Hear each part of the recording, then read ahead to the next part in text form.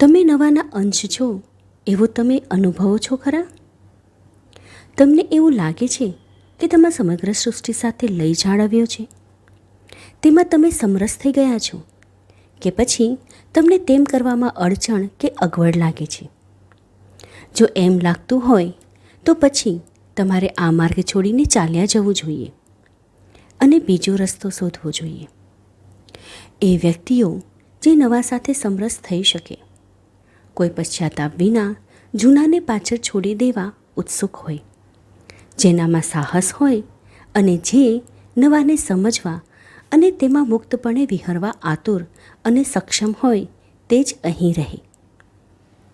જો તમારે હજી પણ જૂની, જૂનવાણી અને પરંપરાગત રૂઢિઓમાં જ અટવાઈ રહેવું હોય, જૂના બીબાઓને તોડી નાખતા તમને ભય લાગતો હોય, પુરાણા વિચારો પ્રમાણે જીવવું જ હોય, તો સમજી લેજો કે તમે નવા માટે તૈયાર નથી.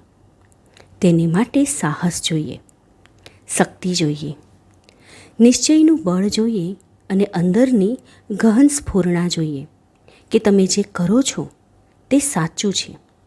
જ્યારે તમારી શ્રદ્ધા, તમારો મારા પરનો વિશ્વાસ મજબૂત થશે અને તમે જાણતા થશો કે હું તમને માર્ગ ચીંધવા, સહાય કરવા હાજર જ છું, ત્યારે તમે આ દરેક કાર્ય ઊંડા પ્રેમ અને આનંદપૂર્વક કરી શકશો.